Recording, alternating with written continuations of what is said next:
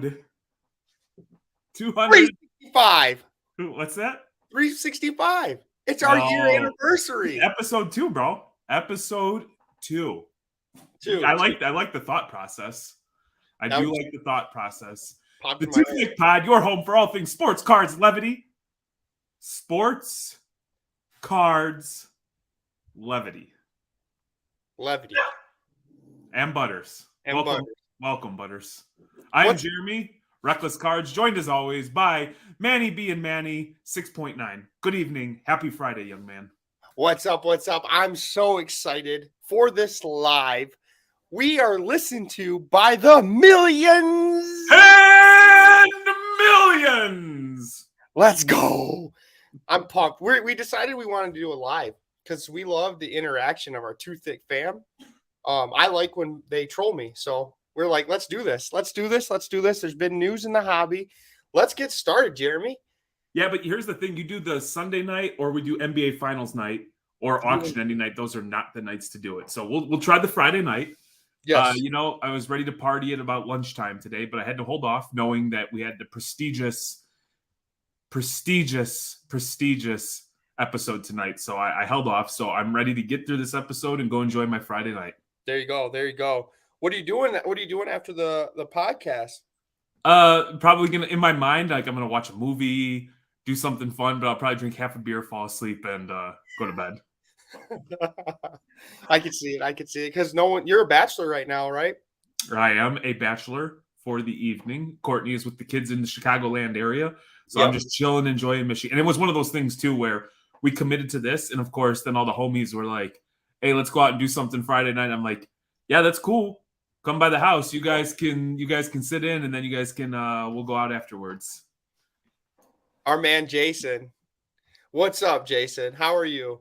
He's been waiting for a week to listen to your voice, Jeremy. That's my guy. I'm excited. We're gonna be doing some stuff with Jason. We had to get through this. We had the week of hell. The death flu ran through the house. Then we had this week, and I know Courtney on her to-do list. Number 1 or number 2 is reach out to one Jason from DCI, and so I'm excited to knock that out. Isn't it crazy? Jason knows everyone in the hobby. You ask people who runs DCI, they're all saying Jason. So, I mean, I see DCI in Lansing card shows sometimes, so I'm like, yep, Jason's put his hands on these cards. There may or may not be some DCI slabs coming to a Reckless booth near you soon. Woo! Nasty. Can't wait. Those gold labels are legit. Well, yeah, I mean, you've got the cards. You've got cards in hand, so you've got to see them. I haven't had the opportunity to experience them firsthand. Yep. What's up, Matt? What's up? How are you doing tonight? Mr. Franz Wagner collector all of a sudden. Piece of shit. Well, tell them how you really feel, man. What's with the hatred with Franz? I just bought a Franz. I know you did. You're a traitor too. How am I a traitor? Because you're buying Michigan slabs knowing how much I hate them. I don't care. I don't care. I didn't go to school around here. I don't care about your petty little rivalry. Oh, it's not. You guys are both second-tier schools to Ohio State anyway, so I'm not sure why it matters. Not in basketball. Okay. Okay, you have your little Flintstones, whatever, dude. All right, you got to explain what Franz. The reason I brought it up because I know you told me about this Franz. You got to tell the people what Franz card did you buy, and should I be saying that you're the next Blez? Well, the hobby is alive. The hobby is alive. Yeah, I don't think I'll be doing shirtless yoga, pumping my P. Will collection. And quite honestly, until you told me he collected Franz, I had no idea. And it's no hate towards him. It's just other than the hobby is alive, I really don't know anything about the guy.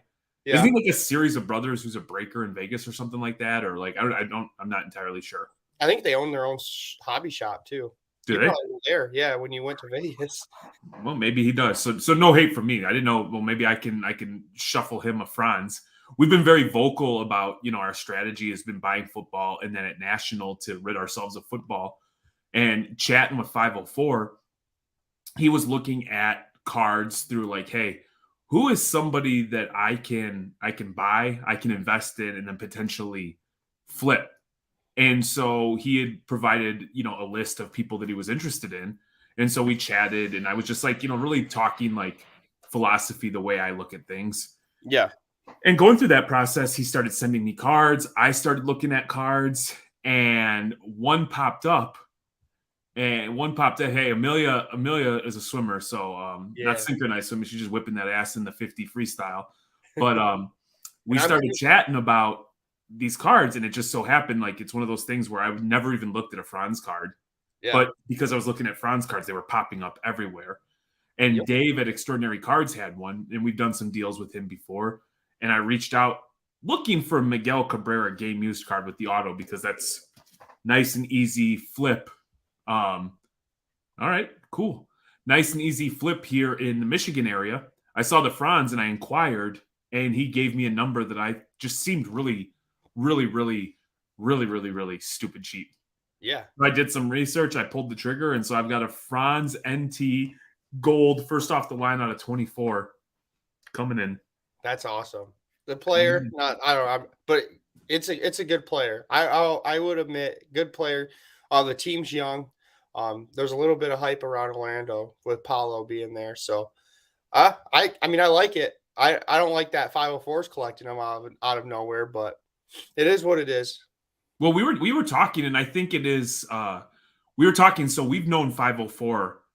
Essentially, as far as I'm concerned, as long as like we've done social media in the hobby, Yep. we've known 504. Whether it was like Discord fire sales, whatnot, Everywhere. Instagram lives from way back. And so when we were chatting, it was kind of cool to see the evolution of people's collections and what they're getting into, and remembering when we were all kind of playing in that like $5 to $50 sandbox, and like $100 card was a big deal to where we're both at right now. And so one thing that we were chatting about, and 504, you can tell me to stop if you want. But I think what you're going through is very valuable, and a lot of other folks is you start buying cards that everything's for a PC, and then you kind of get stuck. Like none of us have limitless funds. Like we need some money to be able to play. And so kind of I believe, or at least my understanding of what 504 is trying to do is like, hey, how can I buy some cards that I'm going to be able to flip so I can continue to buy like super fractors of Derek Carr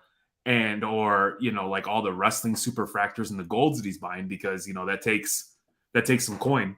And so he went through and he looked at a bunch of basketball players. But the reason I say that is the hobby's been absolutely bananas the last month or so, and it just seems like everybody's taking sides with people. Everybody's got strong opinions about the way people collect.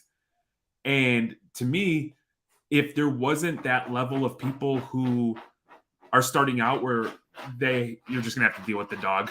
Is he humping the couch? No, he just he digs the carpet to lay down in it, and because I'm the bachelor, there's nobody to hold the dogs. And so what'll inevitably happen is the big dog, the St. Bernard, will come in and like she's going to do something. Like she gets annoyed and she'll swipe at him with a paw, and then he'll just find another spot to dig at. So you're probably going to hear that again. But lost my whole train of thought. No. So anyway, so like I think like in the space, and you're going to have to probably pull me off my soapbox. Like if you want to collect TCG, I think it's cool you collect TCG. If you want to collect 80s cards, that's cool. You want to collect refractors. Like we talked with what's her face, Cindy Dix, and she collects like pre 1950s women's athletes cards, and like such a badass cool story. So like any way you want to operate in the space, I think is cool, as long as you're you're respectful and kind to other people. And so I say all that because I feel like ourselves and 504 kind of came up at the same time. Mm-hmm. So like we were playing with like similar, we weren't looking at golds and RPAs and stuff like that. And through education, through people taking the time, and I think 504 does a really good job of like, whether it's Drake helping him with wrestling, or Brett, or whatever he's going into, or Wes with F1, sharing about the education. You're out of your damn mind. There is a leather, what they call the casting couch. I'm looking at a 200-pound St. Bernard digging. I wish I could flip the camera. But like through education and through relationships, we've all like leveled up and we've leaned on each other. And like I think it's important that as you level up, I don't understand why people become hateful Yep. or they act stupid about what somebody else is collecting because we were those people. Mm-hmm. And Well, so not even that. People I like think I think it's important that we educate them and show them like how there's a path, like the cool cards that you have, the cool cards that 504 and some of the other people have. I mean, outside of Jason, Jason's got serious damn coin. Yeah. We all went through that and we're able to build up a bankroll by flipping cards and being able to buy the things that we like. Yeah, for sure.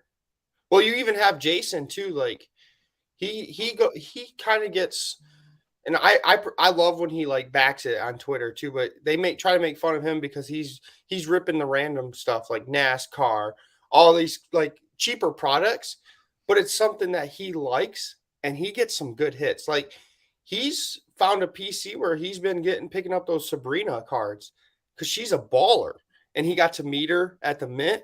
That's kind of sick. Yeah. Well, here's the thing: like, if you're buying cards to sell cards. There's more women in the hobby than there, or at least they feel comfortable enough to be a little more vocal than maybe they were in the past. Oh, all the women in the hobby are type A personalities that scare me, aka Courtney. Courtney's fine. You don't got to worry about her. Oh, she scares me. I understand why you're scared of her, but she's nothing. She's nothing. She's fine. I got her. I keep her in check. Yeah. But check this out. Like, I don't want to say I stole this, but along the same. Like, here's the thing: a Nafisa Collier Far Out Gold. Yeah. This just popped. I picked this up for like nothing because it was somebody was like, oh, it's WNBA. Yep. And so like it's not like $1 million card, but like raw, they're probably like 40 to 75 bucks. It's varied a little bit. And as a PSA 10, why not? And to Jason's point, but We got to pick this apart. The dude said he ripped 5K of Leaf baseball. He's on a different tier than all of us. well, I mean, here's the thing: go to Reckless Cards eBay right now, and you're gonna see a bunch of Leaf stuff that I picked up in a lot. Yeah. I bought somebody's table out and had a bunch of those like Pop Century, Tommy Hilfiger cards, Kanye West cards, all that sort of stuff. Yeah. Didn't think anything of it. Like I assigned zero value to those things. And I've got like 4 or 5 of them up on auction. And majority of them are like have the highest bids, the most watchers, and the most activity. Oh yeah. People love it. And through whether it's Courtney doing Dangerous or Women of the Hobby or just being a little more open to what people are doing, TCG, there's so many different avenues or ways that you can be in this space. You can make money flipping cards. And so, you know what? You do $5 to $50 cards, you do a bunch of that money adds up real quick. It's not as sexy as an Instagram post where I bought a burrow from this guy and sold it 2 seconds later to make 4K and then laugh at the people I got over on. Like, it's not sexy like that, but it's sustainable, it's safe, and you mitigate a lot of risk. Man, speaking of 504, he could have gotten over on me. Did I ever tell you that I wanted his Charles Leclerc refractor? He had a PSA 10, and they were going for like $1,200, and he wouldn't sell it to me. And jokes on him, it went down. But he could have sold it to me at one. He wouldn't sell it to me. So that was like the first time we actually like talked was that Charles Leclerc. So I've always known him as that's a high end card, right? So yeah. But he got it cheap, so he's smart about it. Must have talked to Wes, right? Maybe. Now I will say, like full disclosure and being completely transparent while chatting with Matt, I'm like, my strategy is football up until national. Oh yeah. I expect outside of national, outside of like a card or two, to no longer have any football in the Zion case and then switch back over to basketball. However, when we're looking at this, I've been flexible. You already got all your flowers and stuff, Court. So I already went to bat for you. Manny talked a grip of shit, and I defended your honor. No. What happens with the strategy is like when that Franz popped up at a price point like that, being able to adjust and pivot on the fly is pretty damn I don't know what the word is I'm looking for. I stress it to you. Like when you broke that case of TCG and you were doing it the Brandon way, it's like if you have a game, it's cool if you have a plan, but you have to stick to it. Get the And extra. when you were like, hey, I'm only going to grade some of this now, like the whole thing was getting it graded so you could be first to market. Yep. It defeats the whole point of doing a plan half-ass if you're not going to stick to a T. Oh boy. Oh boy. Look what you started. No, we said that the hobby, women in the hobby are type A personalities. And I said, and I'm scared of Courtney and her type A personality. And Jeremy says that you don't have to worry about Courtney. He'll put her in a headlock. And your dog Amber jumped on the casting couch and was doing like some weird hump dig thing. But no, so I wanted to bring, because I did call you about this and I wanted to talk about it. Everyone is talking about, like you said, everyone's talking about buying football, and let's all sell at the National. I've seen, I don't know who it was, but it's a very big influencer saying buy now, buy football now to sell at the National. If everyone's selling football at the National, who's the buyers? If I'm a dealer and I hear all this, I'm not buying football at the National. I'm not. I'm selling football. So I'm a little nervous, and I kind of asked you about this because you're buying, like you said, you're buying football, right? Mm-hmm. So I wanted to bring it up to you. I'm in the TCG world. How do you feel if everyone's saying buy football now, sell at the National? It seems like everyone's trying to get ahead of the game, that it's just kind of flooding the game, if that makes any sense.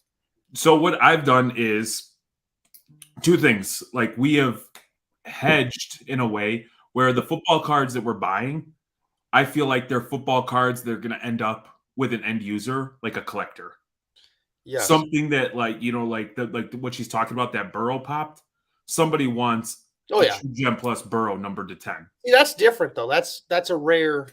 Correct. But also we play in a space where we're taking on good brands of quarterbacks and or one or two premier wide receivers that we can also, if things get dicey, we can flip to the repack guys. Yes. That's I'm not going with like a BGS 9 Zenith, Cooper Cup numbered out of 50 card. Yep. The one caveat for us would be in Detroit, you can get away with Amon-Ra, Jameson Williams, and Aiden Hutchinson because of the local presence.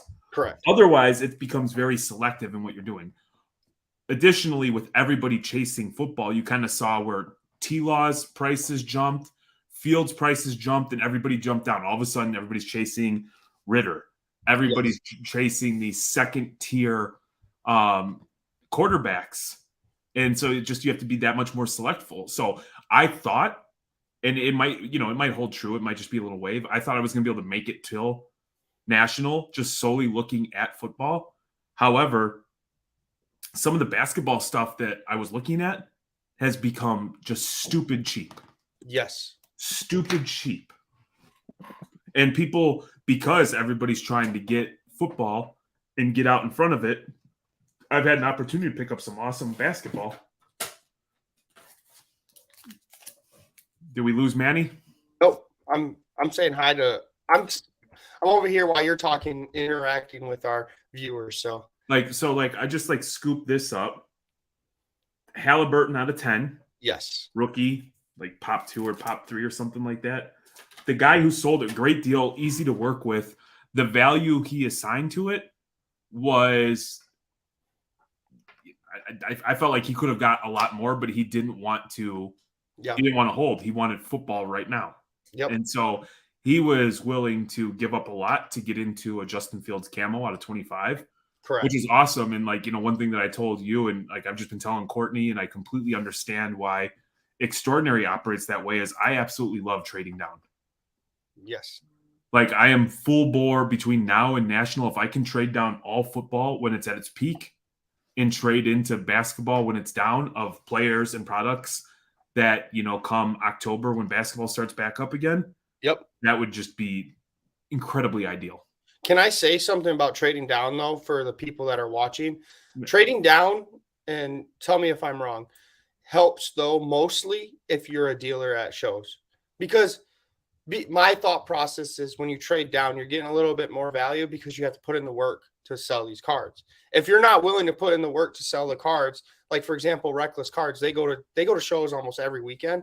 So it helps them out to trade down. So that's why some people like to trade up, because they don't want to sell anything. So in his perspective, this is me. Tell me if I'm wrong. You like trading down because you're at the show, and it's easier. It's not easier, but you could kind of sell the cards. You could put in the work. So let's say I can take $1,000 card that I'm into, let's say for $500. Like I'm into it for $500. I take $1,000 card. I pick up $1,200 to $1,300 of value. Yes. In a perfect world, a couple of clean, and I hate the word clean, but like, for hobby chat, clean raw cards that I can grade where there's some additional upside. Correct. Hopefully I'm picking up cards when they're at an absolute bottom, knowing that just the natural trajectory of like a hobby cycle that they'll go back up. That's perfect. Unfortunately, sometimes you say trading down, and I will to BST, big cards do have a small market. It is incredibly difficult to move 4-figure cards if you don't have the network, or if you're unwilling to sell it like 70%. Yes. Yeah, I appeal to. This card presents nicely. But if you can get in that $50 to $200 range, to $500 exactly, you move cards all day. Yes. Now, where it gets goofy, and like it's like you have this generation, like, and I'm going to age myself, but you have this generation of kids who come in and they think the cool thing is to rip you off. Yep. Beat the shit out of you, get something for 200 and sell it for X amount, and then come back and throw it in your face.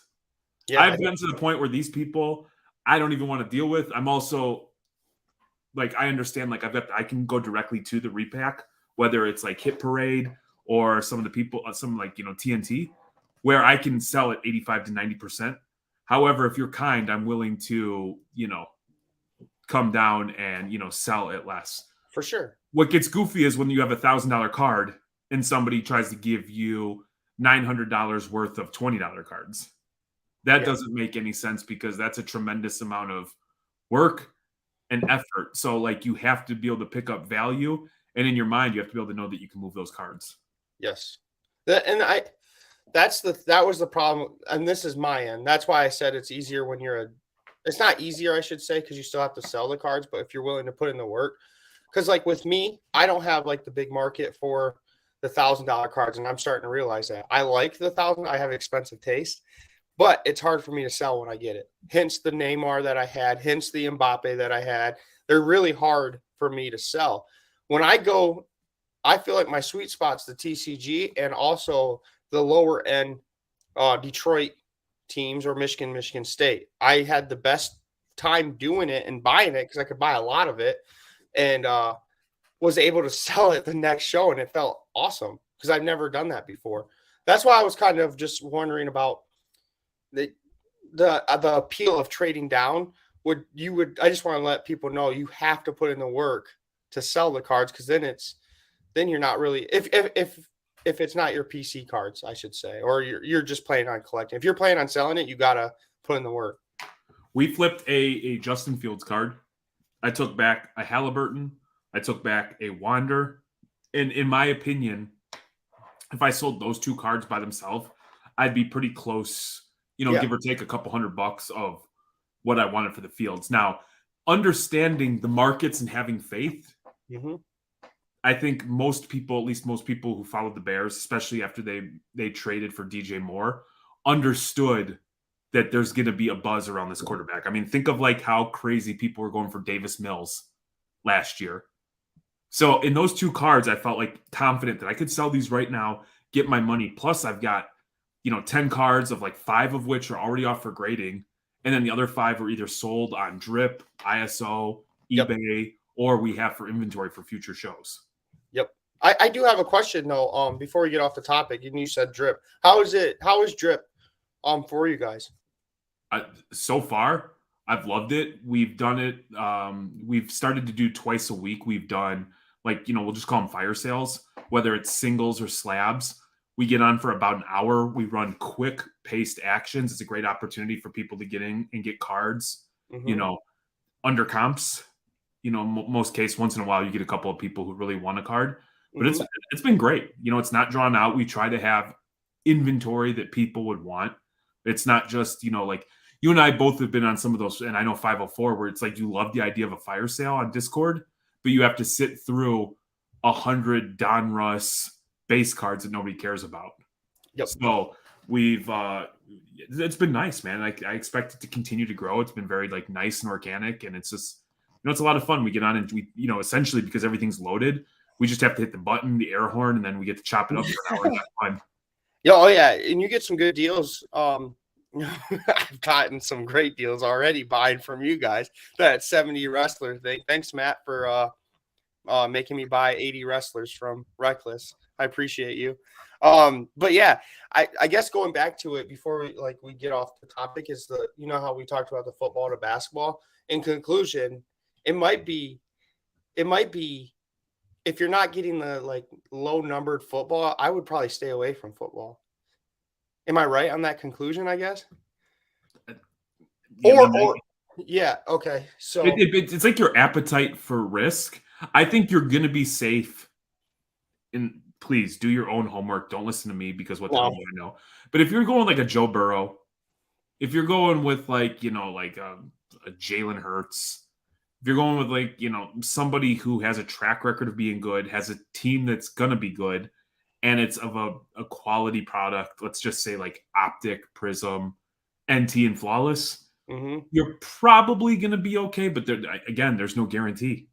yeah. Like you and me, like I like horizontal cards, but horizontal are shit compared to vertical. Yep. You know what I mean? Courtney and I prefer Flawless, but NT is king. Yeah. Yeah, Well, you know what I mean? It's all like opinion. But if you're going there to sell, I guess that's what, because I also seen people. This is kind of what I did last year, and it was a good recipe. I was telling Jeremy earlier.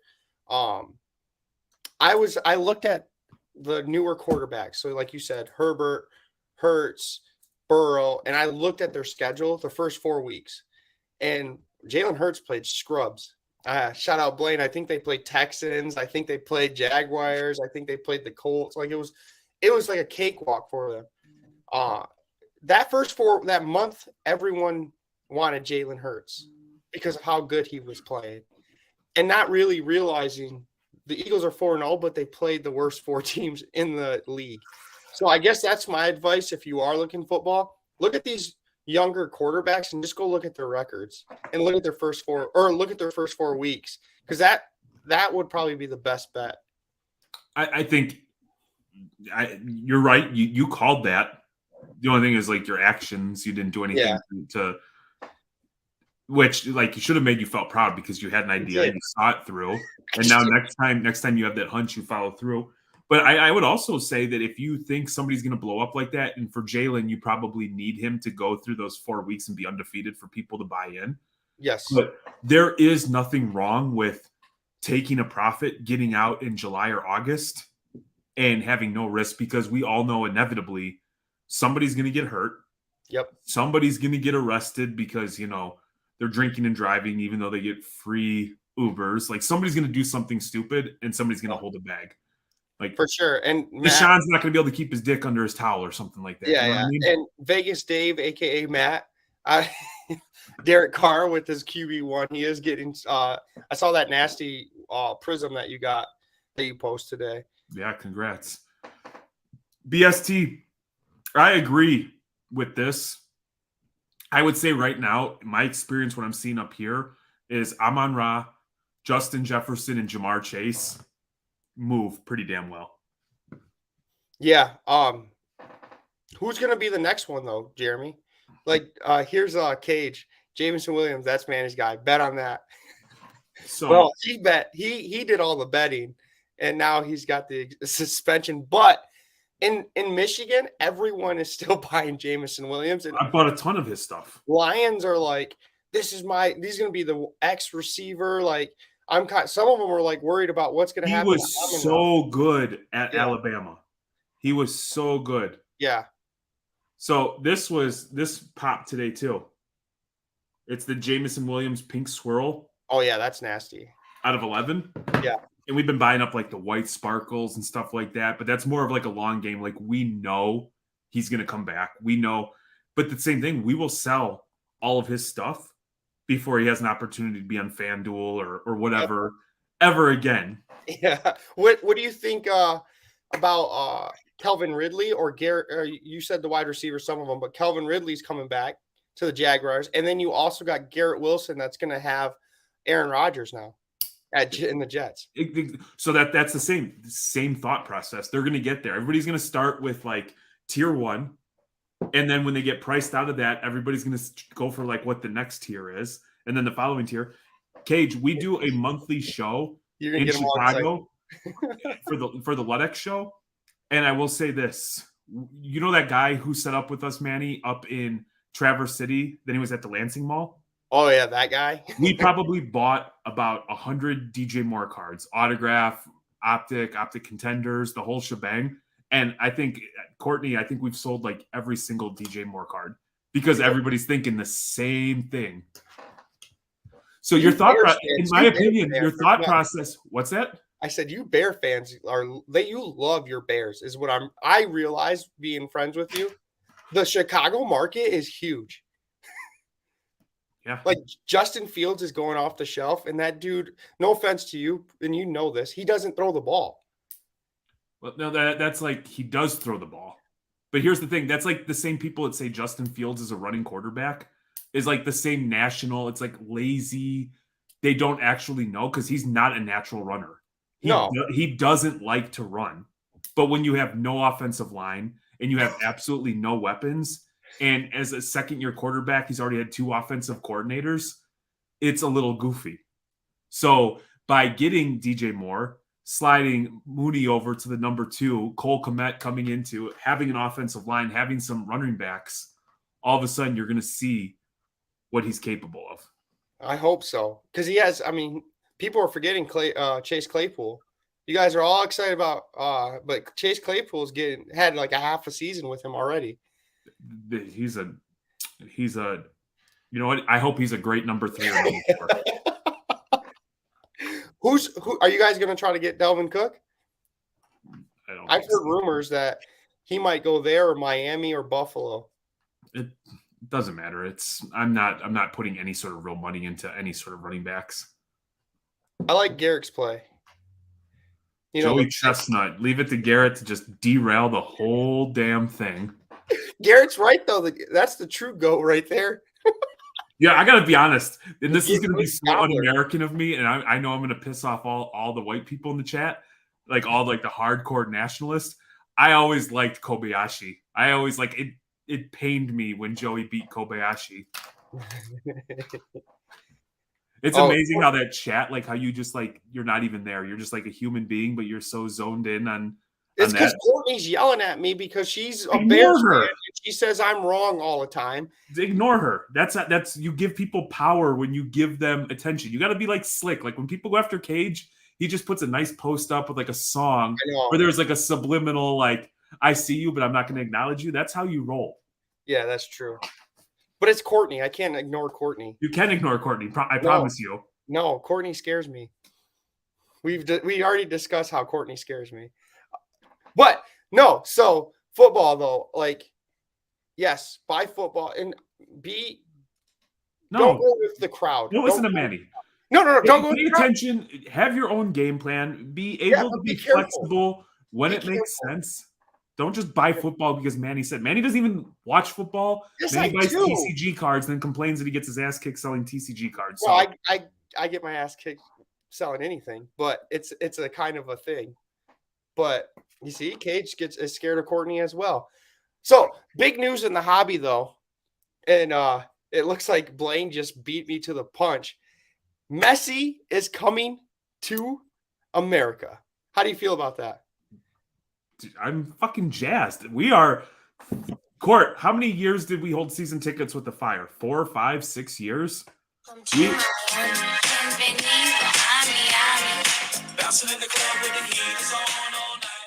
Nothing. If you would tell me that as I approach my 40s that I'd be hanging out via computer listening to Will Smith bobbing my head, I might have ended it at that point in time.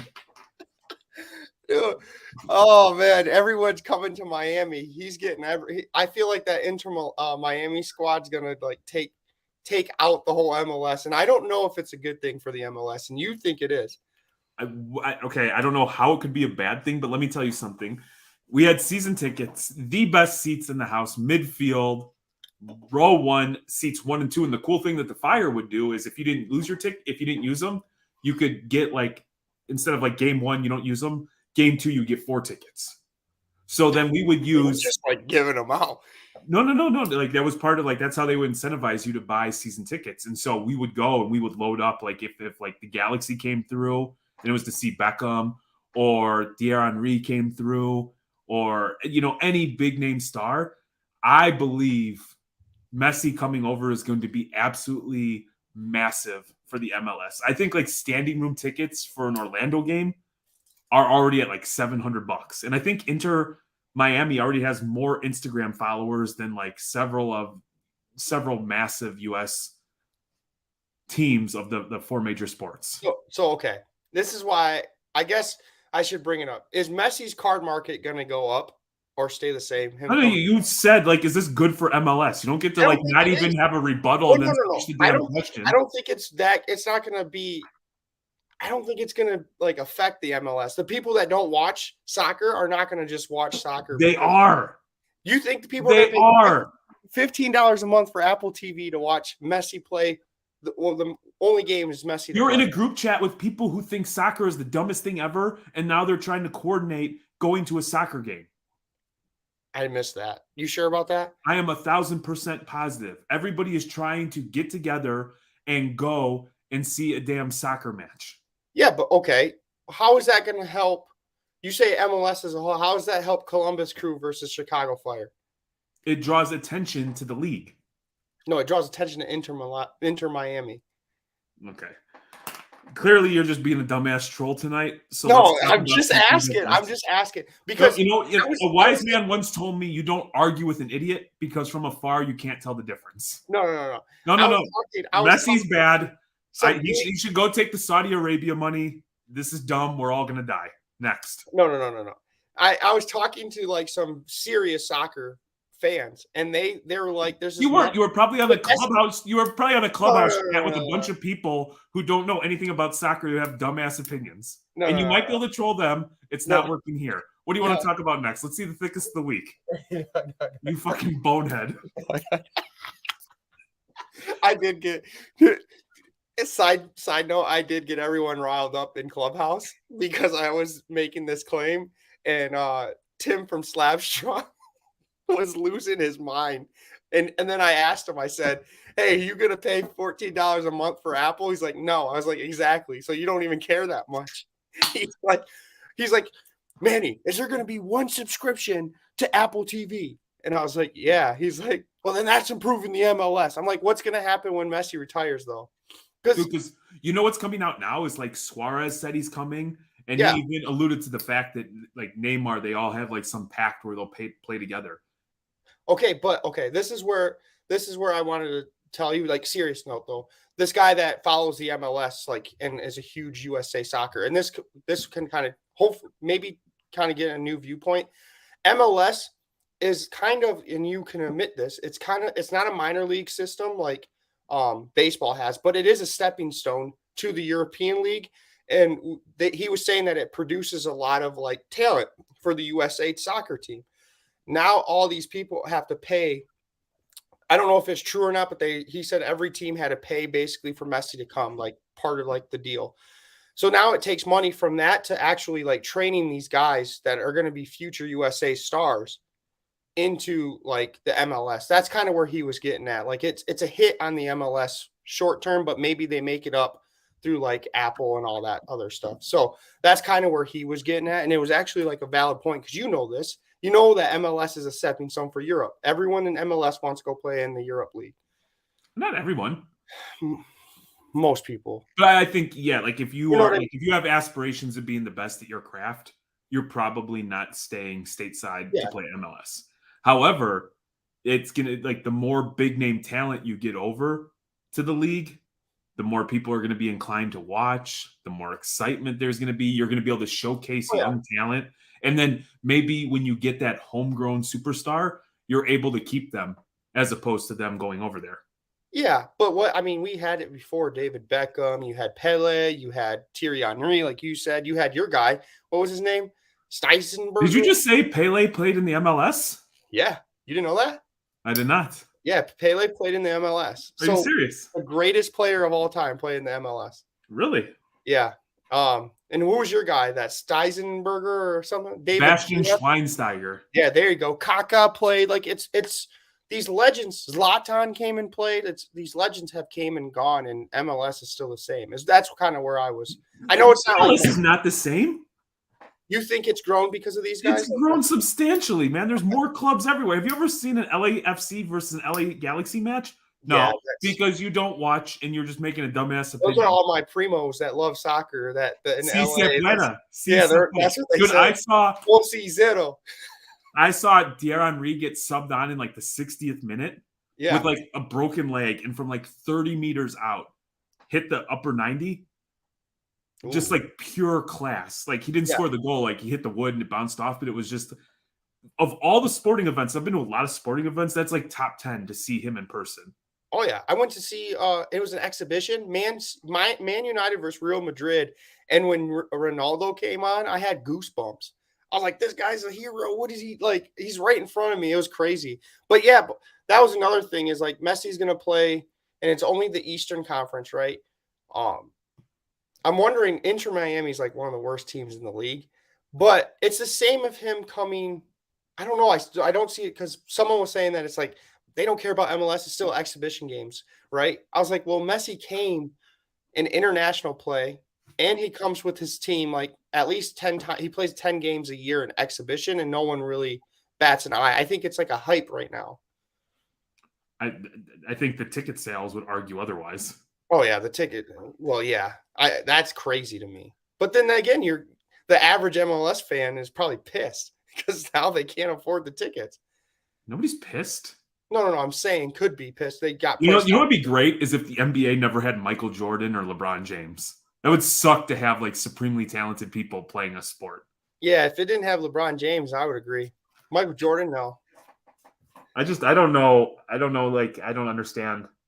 I thought you liked soccer. I guess not. No, I do. I think you fully embrace that you're just going to be a troll at all times. And so you have to like lean into it like 2% more because you're saying just enough that I can't tell if you're just an asshole or like you're a troll.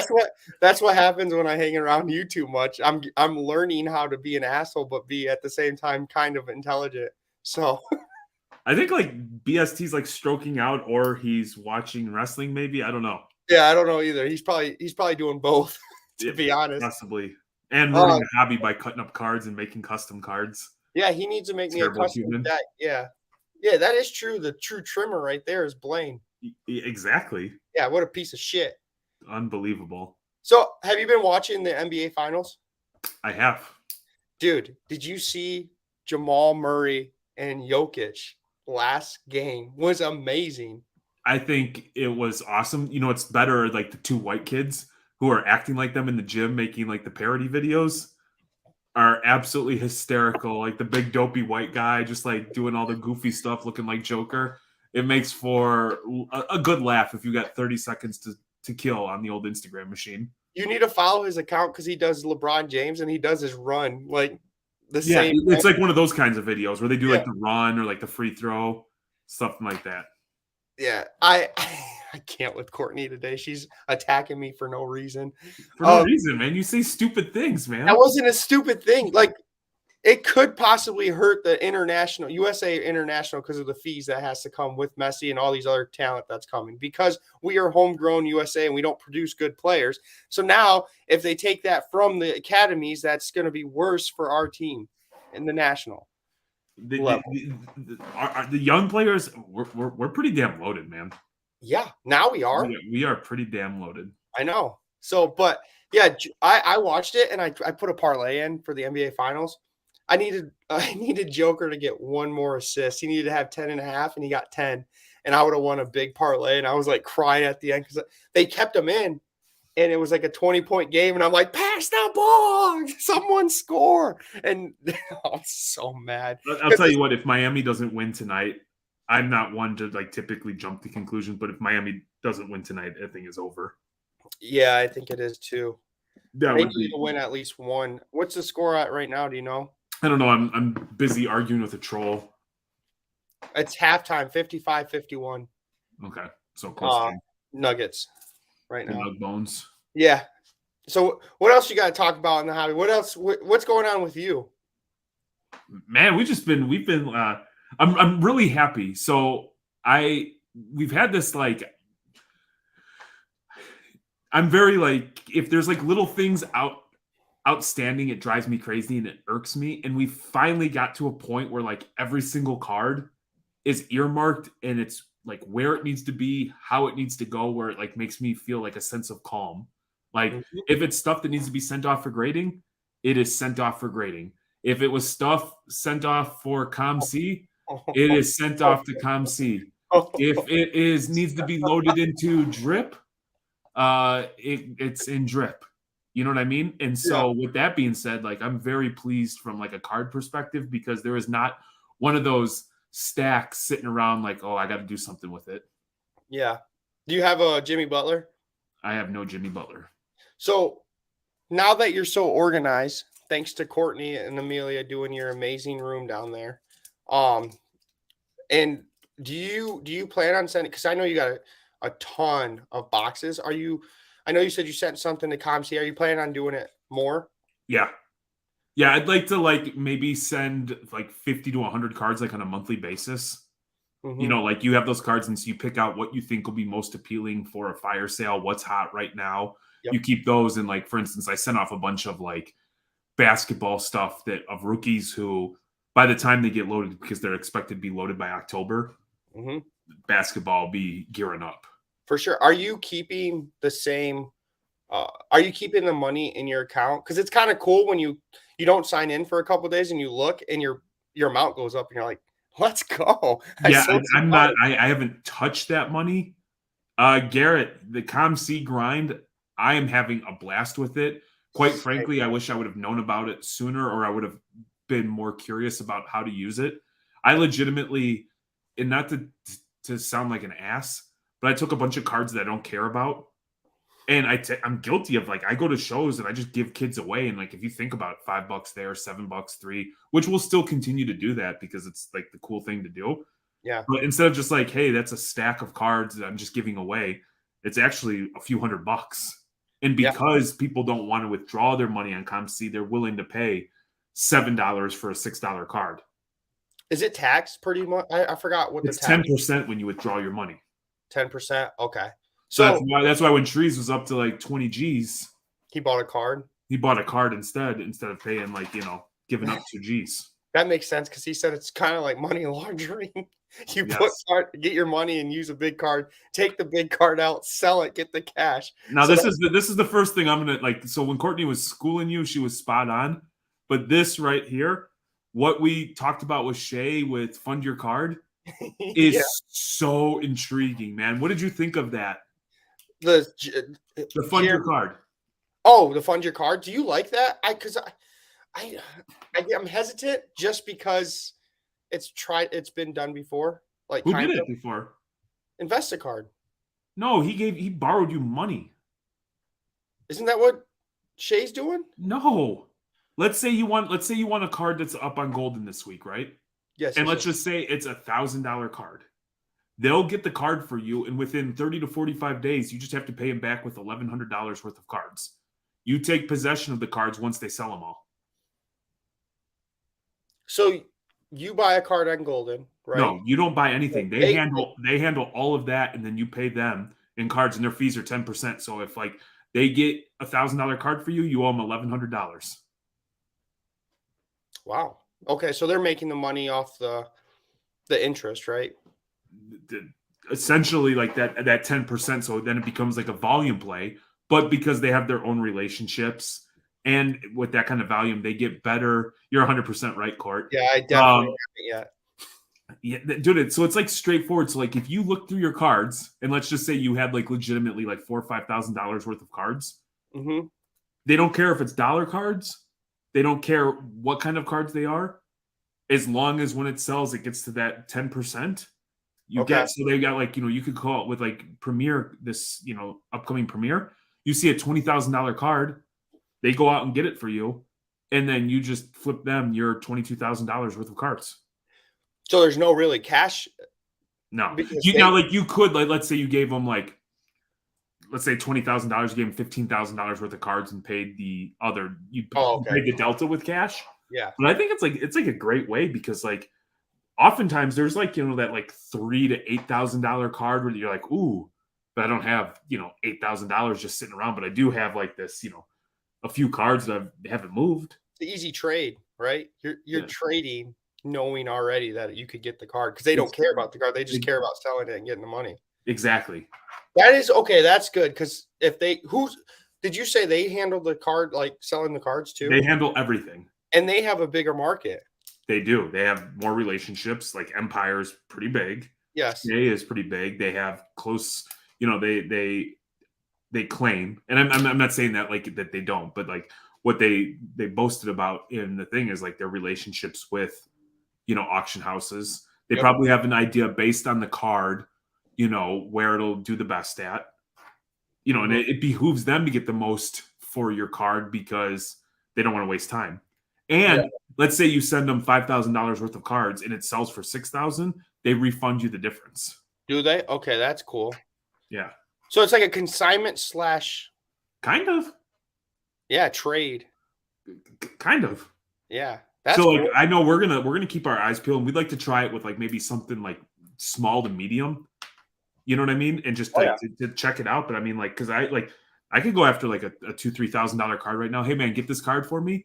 And then like I was like curious as we wrapped up the interview. I've been thinking like from a tax perspective, Oh yeah. if you don't want to show that you're buying these cards and you're just trading into it, like there's got to be some advantages there somehow, some way. But I would talk with a CPA or somebody who's fiscally more intelligent than I.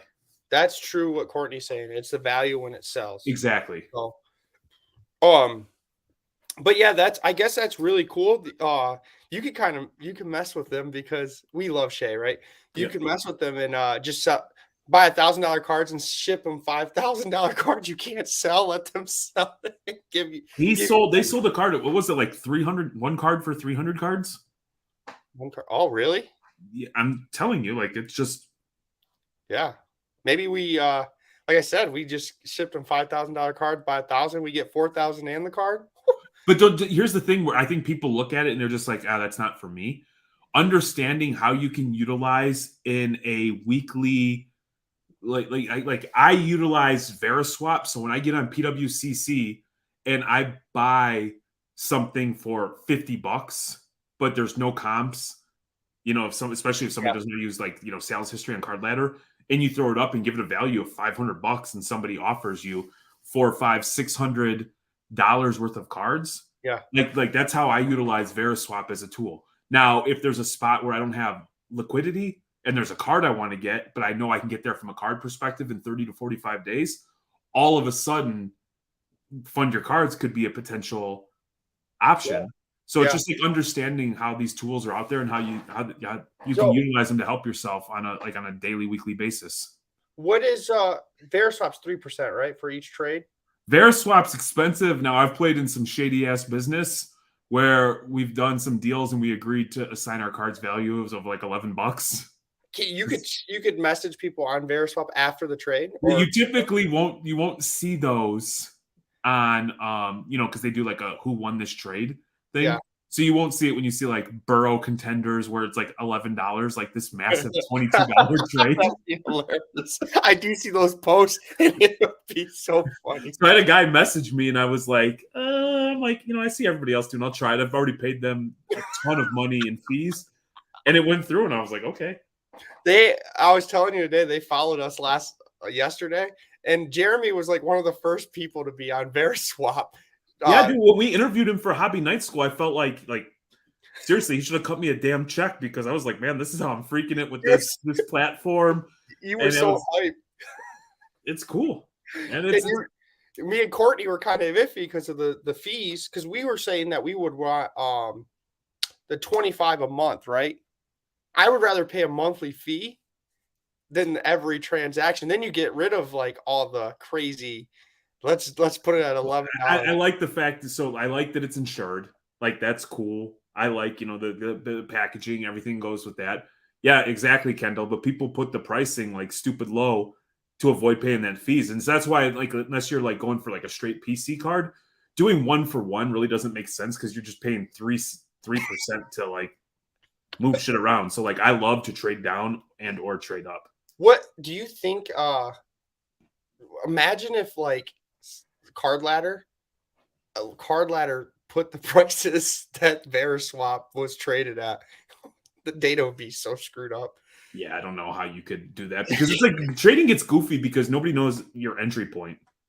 No, because I mean, like at your aspect, you I've get I've traded like $30 cards I paid $30 for like $500-600. exactly, and I don't know how you get around that 3%. I mean, you could talk to the guy, but is And it quite frankly, I don't want to be involved in any data because somebody will like you'll end up on card porn being shitted on because you're manipulating the market or you're pumping something. Yeah, I don't That know. is true. That is a huge risk, though. Yeah. If you're assigning like 11, because I mean, there's been deals that are like $10,000-15,000 deals. If for some reason those things get lost in the mail and their blanket coverage covers your $11 card that you claim, that's a bad day. So you're trusting that USPS is going to do what they're supposed to do. Yeah, and you can't trust like people like Oz, the people's mailman, handling 15,000 to get to you. He sees that box. He sees that that card box. He's gonna snag it.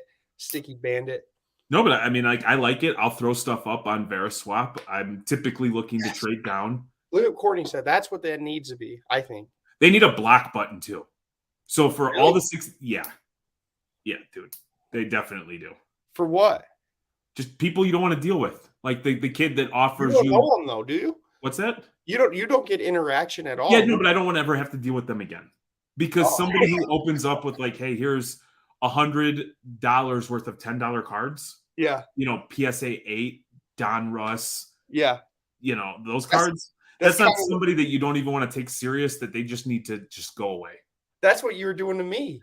When I posted my cards on Veriswap, you found my handle and started giving me, let's get this $1,000 card for $0 cash. And I kept figuring I was giving you a taste of what I deal with. No, but it was funny because I kept saying, Jeremy, this is what Veriswap is. They're just trying to. Or the clown that messages you and says, like, hey, man, I know the last 10 comps are $1,000, but Alt told me this card's $400, so I'll give you 300.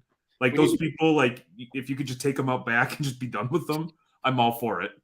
So I'm going to screenshot this, Courtney, and send it to Oz. It's not wrong. Not wrong at all. Not wrong.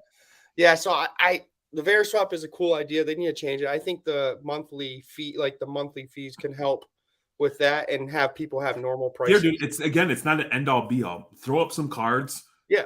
Tell people what you're trying to do, what you're looking at. Like, especially cards that you get stuck with. It's a great spot to get rid of. Like, I had all those DeAndre Swifts, and I moved there. I had like a super Eagles fan that came and offered me the world for all those, and I was into them for like nothing. Okay. That's good. I guess you do make some good trades on there because you've told me before the trades. But there is a lot of people just trying to. Oh, yeah. Like, I'll tell you, like I've been offered, I'll tell you what it is right now. Oh, boy. 843 unsuccessul trades. So there is a lot of volume where you're telling people to pound sand or kick rocks. Yeah. Miss me with that. What would be the declines if Courtney were in that Veriswap? If yours is at 800, Courtney's you cannot deal with Courtney. It's the best. It's funny watching her. So here's where Courtney and I vary. Like, I know when people start to piss me off where like I know I have the sale. Yeah. But I'm letting like, hey, we're either going to conduct like business like gentlemen or gentlewomen or whatever the hell you want to say. But you're pissing me off where I'll be like, hey, do you want to close this? And she'll be like, yeah. But I'm like your regular, like average, like back and forth. Courtney's much more of a hard ass than I am. Oh, yeah. Like, and she'll G-check them little teenage boys all day and tell them to get out of here. Where I'm like, if the kid like conducts himself, like he shakes your hand, he looks you in the eye, he says like, hey, how are you? I'm more inclined to do a deal with those. I feel like some people wait until you leave or until you get back from the table to come back just because Courtney is behind the table knowing that they're not going to get a deal. Yeah. Look at her decline rate. Yeah, like you should have saw she had this white sparkle of a Justin Fields, and these kids were coming after her, and I was out buying. And like they were throwing everything at her, and they start with the like, oh, she's a girl, she doesn't know what she's talking about, and then she schools them and like gently reminds them, like, hey, I was at Dallas, were you? No. Hey, I was at Burbank, were you? No. Hey, I was at Culture Collision, were you? Like, no. And then they quickly realize, and then like all of a sudden she's coming back getting better deals than I could ever get because she's just put them through the ringer. Where I'm like, hey man, this young man shook my hand, looked me in the eyes, and fed me some bullshit. We did a deal. Look at Kendall. Note to self: don't deal with Courtney. Yeah, don't. That is it. If you see Courtney lurking, you're about to get in the you're about to get in the weeds because she's not. So here's the thing. So we bought the Jordan auto from Brandon. Was that 2 years ago in Chicago? And so then it was unexpected, and so like we're gonna go sell.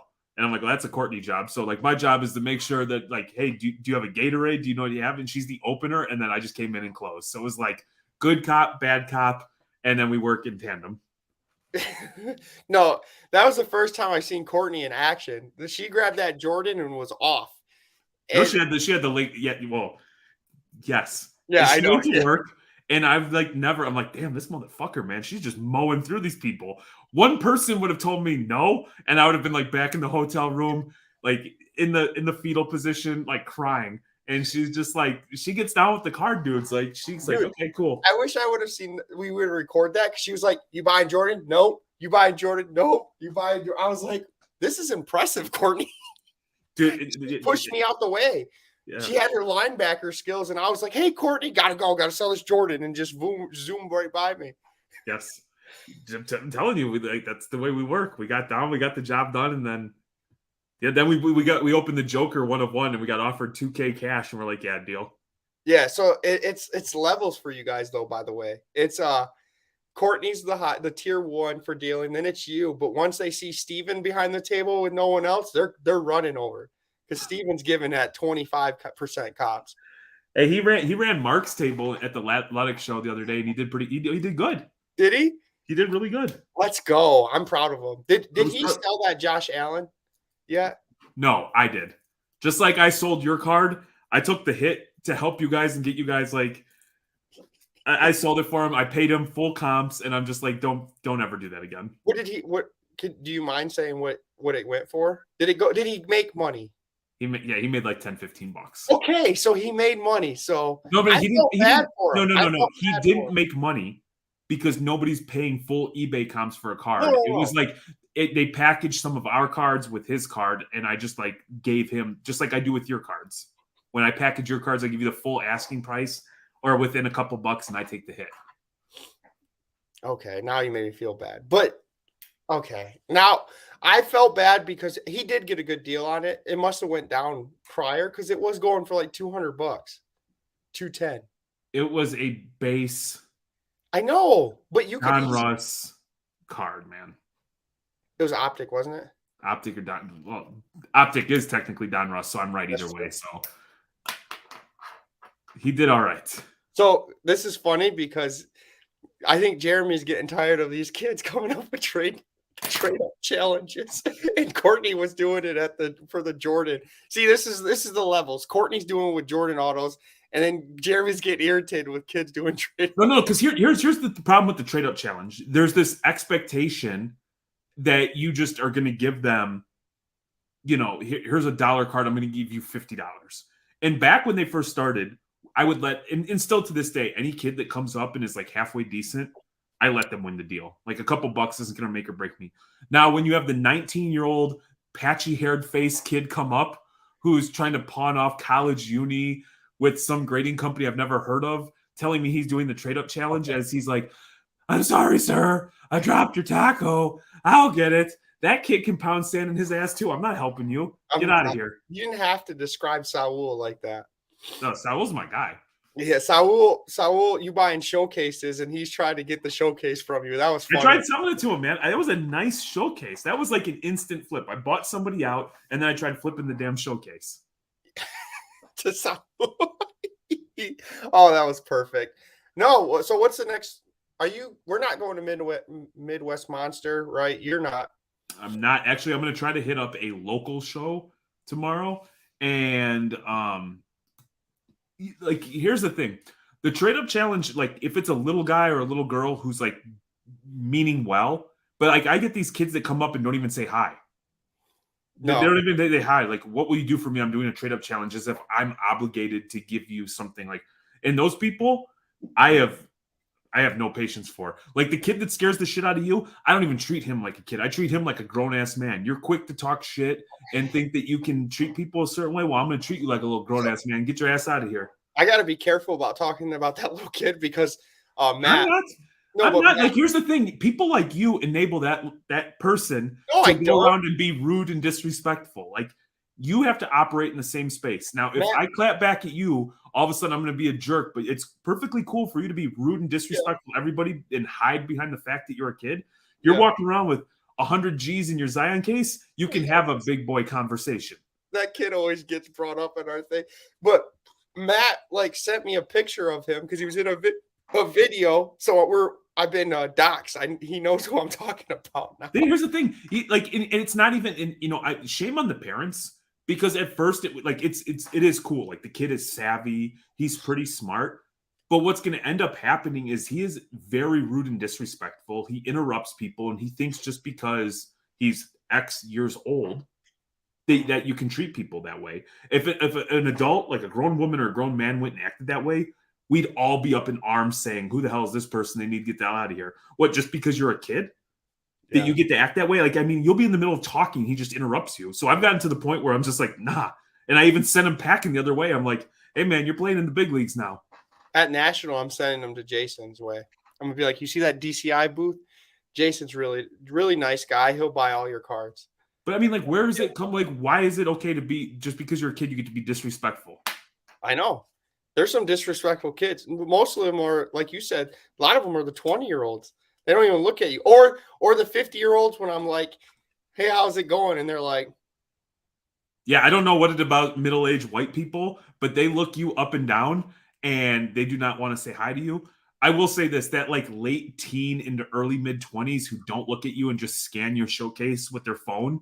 Yeah. And like, hey, I know this card is this, but alt tells me this, I'll give you that. Those people are the worst. And I've gotten to the point where I like, the minute I can tell they're an alt zombie, I'm just like, yeah, this isn't going to work. And they're like, well, what do you mean? And I'm like, well, a comp is really just like a point of reference. That's where we begin a conversation. We're willing to go back and forth.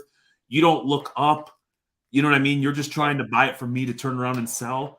And my favorites when they're like, well, I can give you 70%. I'm like, dude, I sell to the repack. I can go 85, 90%. So like, yeah, if you're not even going to look me in the eye and shake my hand, why the hell am I just going to give it to you? Yeah, see, you got to give him a big back hug like I did, and that's how you get the deals. Give him a little kiss on the. Now it's Shipshawana at trade night, which you missed. This kid came over and bought cards for his mom, bought cards for his sister, came engaged in a nice conversation, and buying like $2,000-$3,000 worth of stuff from us. Yeah. And I was like, when he came back the second time, I gave him a better deal than some asshole who was, you told me about this right in front of him. I sold it to him, and I'm like, well, that's what happens when you conduct yourself. Like, yeah, I have no problem. Like, I want people to win. I want people to have a good experience, but you don't get the right to just treat people like shit. Like, we do this for fun, and we try to do right by people. Yeah, I'm not here to get my balls busted. Yep. I have Kendall bringing up the fundraiser chocolates. I think we have an idea. Let's bring La and Kaya Bear to the shows and have them sell some chocolate and say it's for fundraisers. At least they'll be respectful when they go up. Oh, La might beat someone up. So if they say no to her, but we'll have to take that risk. You know, it's like I want the kids to win. I want them to have a great time. I will let. Look at wait.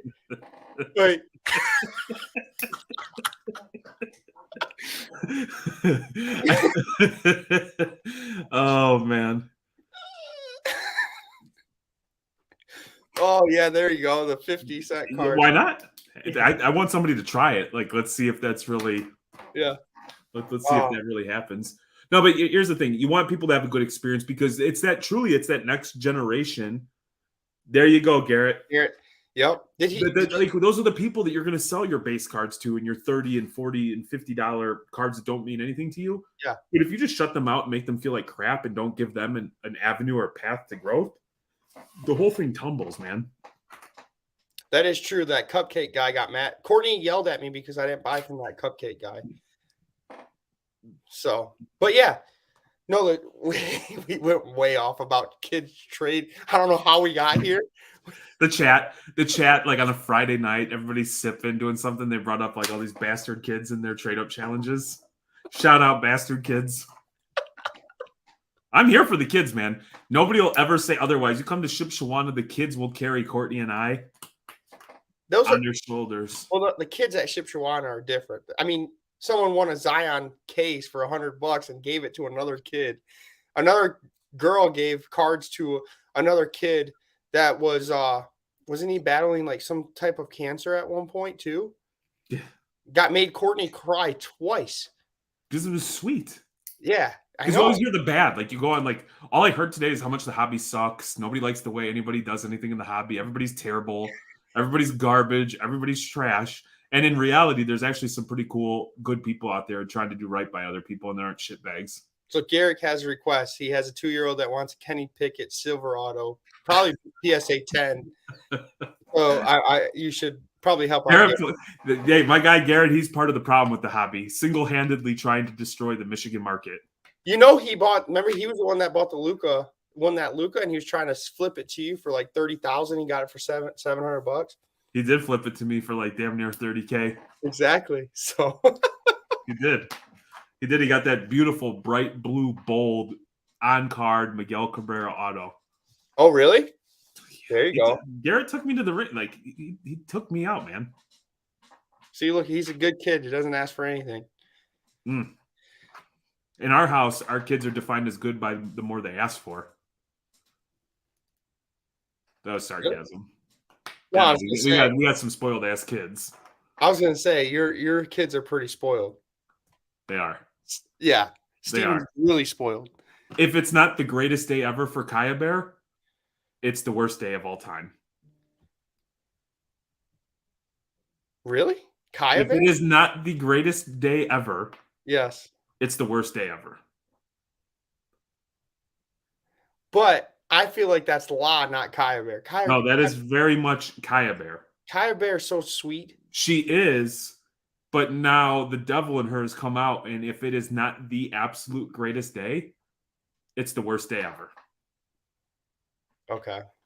So her expectation of what a day is supposed to be is so out there that the minute it's like, hey, you're not riding a pony right out of bed, and you're not like rainbows and unicorns and going to the movies and having a super fun day. Like, Kaya, how was your day?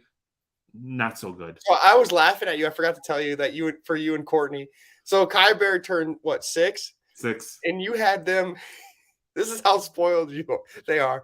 They went to Dave & Buster's, and the first thing you said is, I dropped $200 as I'm walking through the door. Instead of going to Chuck E. Cheese or something, Kyle Bear is going to Dave & Buster's. Yeah, and the first like ride or game that they did, the $200 that you paid for or whatever didn't even cover it.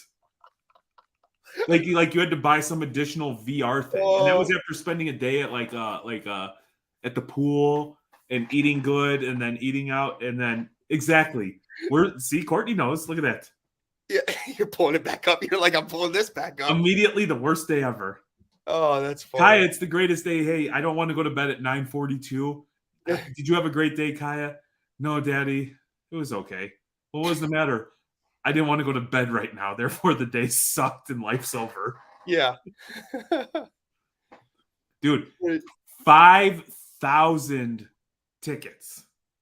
That had to be so expensive. It was like $200 expensive for her to buy a damn fucking pillow. Well, and you're like you said, your kids have high taste. The actual games that they were doing was probably the most expensive ones in the. Here's the thing. They were because we were telling them you've never seen anything like this for Kaya and La. that they would get in there and they would start one ride Yeah. or like one game, and they'd already be on to the next one. Like Daddy, they'd get on like the motorcycle thing, and they're like, "What's that?" And I'm like, "Hey, we just paid, we just swiped the damn credit card thing. Let's go to that one, Daddy." Yep, they have your syndrome. Yeah, exactly. Yeah. So, besides your kids and how spoiled, do you have anything else that you want to bring to the line? No, man, it was just kind of cool on a Friday night, kind of a little different than what we normally do. It's just been Yeah. cool, man. I've been just buying and selling cards, having fun with cards, not having so much fun with dealing some of the people who are acting a fool. Yeah. But what you do is you curate your experience, you surround yourself with people that you enjoy, and you kind of like try to avoid the noise as much as possible, I guess. I know. That's why I'm thankful to have you in the hobby, because when it's all bad on social, I could just count on calling you and cheering me up. Yeah, and I mean, like, I make it a point, and I know it probably drives. I'm like so ignorant to stuff that's going on in the world, because anything that makes me feel some sort of way, I just avoid it like the plague. You know what I mean? Like, That's how I am too. like so, like something could happen in the news, and like I completely miss it because like my Twitter is like anybody following Patrick Williams or giving me updates on his workouts. Patrick Williams. Ryan's cards to see like what he's posted, or Starbucks. yeah, and then all my people who tag me with Starbucks, which is fucking fantastic, which I love. Or what's his name? The Michigan fan. What's his name? He'll just post, want to donate cards. That guy is something else. I am super mad at him. He broke all card etiquette. Somebody was selling a Hutchinson at like 1:00 in the morning. I said, I'm interested. I'll take. The guy like obviously was already in bed, so he responded in the morning, which I claimed first. This other guy, Michigan Go Blue, James. Yeah, James. He put a price out there and bought the damn thing, and then comes up to the table and asks him if I'll hook him up. No shame in his game. No shame in his. He's the guy that like whatever card he's trying to buy, he PCs him the whole shebang. My house burnt down. Obviously, I'm exaggerating, but he runs him through the ringer. Like, hey man, give me a deal. Yeah, I mean, I can't say anything. He gave me a Nomar card, so I appreciate him. Yeah, well, I mean, he tried selling it to you. Yeah, he did. So, all right. Well, any last words, Jeremy? Yeah, dude. Follow us on Drip. We're doing a fire sale Sunday night, 8 p.m. Eastern, 8 or 9 p.m. Eastern. You're gonna want to check that out. A lot of cool stuff. There's stuff up available for pre-bid. We got the Disney breaks on ISO.GG. Shout out Ivan. Yep, shout out to Ivan. We have movies as cheap as like $2, and it's a fun, easy rip. We'll have some good Disney music in the background. You'll get like the rated G PG version of Courtney and I, which is a little different. Yeah. And I think I'd ultimately do a better job of keeping it clean than her. That's true. 100% true. You know what I mean? But so we've got that going on. Check out Dangerous Games. They got Courtney's like really diving into that, and it's wild. I watched one of her things, and I forget who it was, but it was about some cult, and it was like pretty damn interesting. Like I couldn't consume it like a high level because I would get all weird in my head, but pretty good stuff. Are you saying Courtney and Sarah are weird in their head? I'm sorry, your internet cut out. You're able to draw whatever conclusion you want based on the things that were said. Yeah. I love Court. She's the greatest. You said it. I didn't. Hey, but... and here's the thing. We didn't do a live. We didn't wear tuxedo shirts. We didn't do any of that. This is officially year 2. Year 2. It's our 1-year anniversary. We're not even making a thing about it. Ain't no thing. Yeah. Ain't no thing. Courtney. There's Courtney. Oh, you said it. I didn't. But okay. Ain't no thing. And if you think about it, a year's worth of podcast episodes, and then like the months leading up to it, man, because you were still at Luca Nation. Okay. Yeah. You were. And then we were talking about it. We met and we were trying to make the thing happen. I called Cage and I said, hey man, you've got this this player I'd like to acquire. You know what I mean? And it was all good, and then it wasn't good, and now it's all good. So yeah. He traded me for pennies. I didn't give him any pennies. Oh well, then it's worse. Yeah, but I mean, if you think about the journey that went into it, man, it's pretty wild. It is, and it's you actually stuck around me for a year, so I'm pretty happy about it. Last week you didn't know if you wanted to do this for another year. No, man, I'm trying to get paid. Yeah, there you Everybody go. else is getting paid, man. Let me get paid. Exactly. Especially if I'm gonna get attacked, let me get some money out of the damn thing. I'm I trying to love get it. some of that sponsorship bucks. I'm about to get DFA'd. Yeah, that's exactly, Jason. Exactly. You know, we should try to I corner. got hit with them tampering. We need to hit Jason up and do their slacking on their DCI podcast and do a segment, and just have Jason pay us. Why not? There you go. Dude, those people who got in early with Liv look like geniuses. All those people that held out look like fucking complete assholes. Yeah. Oof. Money plays out, man. Money plays out. So, all right. Well, what do you want the people to do, Jeremy? Smash! Woo! You want people to smash? I hope Don's in somewhere with his earphones, naked in a sauna, and I hope I just blew out his eardrum. He just went from 6 to 12 off that one right there. So smash the like button, follow us on Thicc, follow Reckless Cards. Make sure you forgot Hobby Night School. Make sure to go watch Hobby Night School. Jeremy and Courtney are putting out some great content, great people. They had Nat Turner on, they had Jay on, they had Card, the dad, what's his name? Dad Dustin. Yeah. Anybody big name in the hobby, we've got locked and loaded in the hopper. Is that why you didn't have Jason? Is that why you told Jason that he's small and didn't have him yet? No, I'm telling you, I think Kendall's going through the same thing right now. When somebody gets sick in our house, it's just a matter of time before it takes everybody out. And in that week, it took us all out. And I think Courtney caught it twice. She caught it on the front end. She bookended that bitch. She got it on the front end and cut it on the back. Hold on. Jason better not have asked Courtney before me. That's all I'm going to say. Jason was one of my first hobby friends. And if he did that, he's done he's dead to me. Jason's my guy. We're going to get him on. I told him at the beginning, Court, that you're on the priority list number 1 or number 2. I think it's like Michael Rubin and then Jason from DCI. Yes. I like that. Michael Rubin. Is he a guy? I don't know. You don't know who Michael Rubin is? No, I know who Michael Rubin is. Well, follow us on Thicc. You have no idea. Yes, I do, fanatic. Shut up. You are bad for the hobby. I know, you shouldn't listen to this shit, man. If you listen, you've got problems and you've probably been day drinking. Yep, exactly. Day drinkers. Delight here. So, like I said, Hobby Night School, maybe a Manny, Reckless, Thicc. Hope you guys had a wonderful show. Hope you enjoyed your hobby release, and we will be back very shortly. And with that, we talk later. Peace.